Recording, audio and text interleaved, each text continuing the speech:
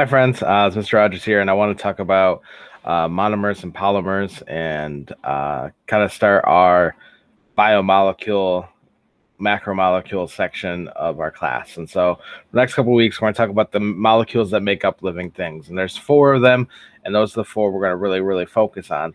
These are actually all pictures of one of those macromolecules. These are all different kinds of proteins that exist in the human body.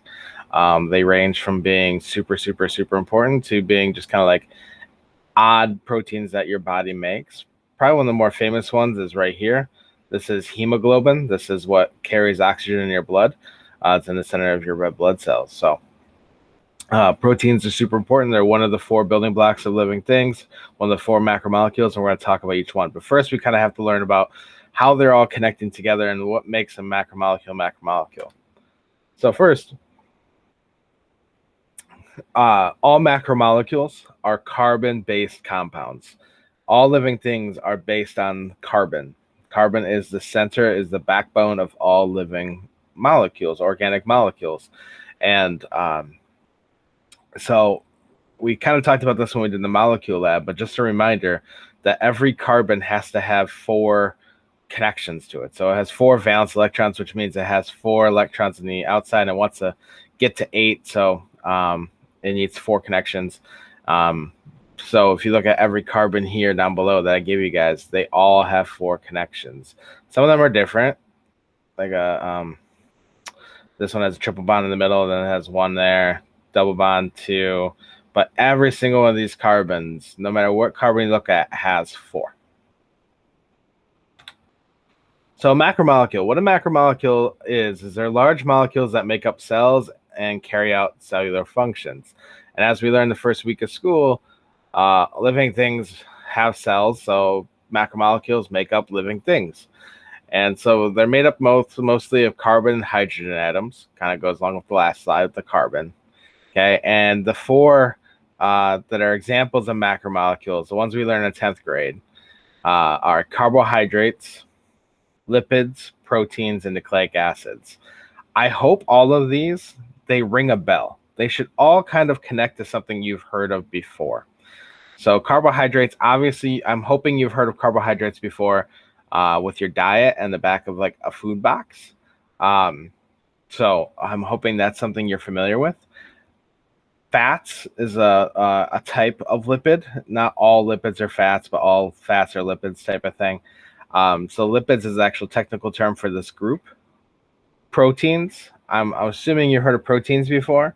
Proteins are essential. They basically make up most of the human body besides water and things like that. Proteins are our main thing that we're going to use to build us.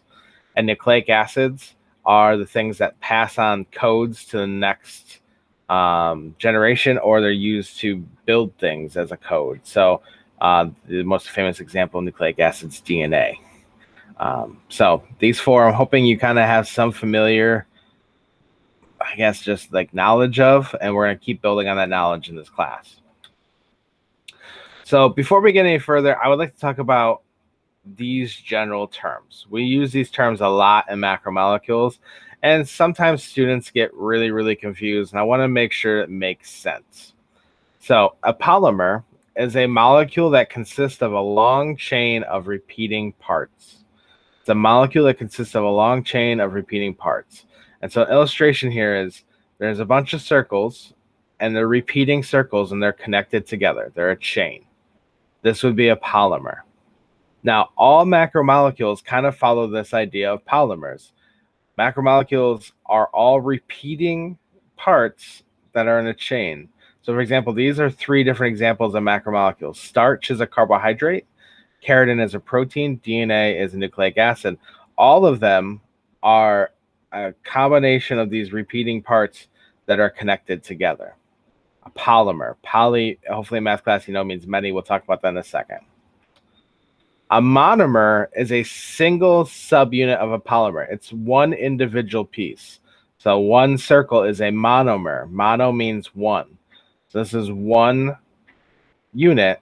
And if I connect them together, like if I connected all these together, I end up with this, which is a polymer. So examples here. a glucose. A glucose is a monomer for carbohydrates. It's also the monomer for starch. If I had one glucose and I connect them together in a certain way, I get starch. Amino acids are monomer for proteins. If I connect amino acids in a certain way, I get keratin.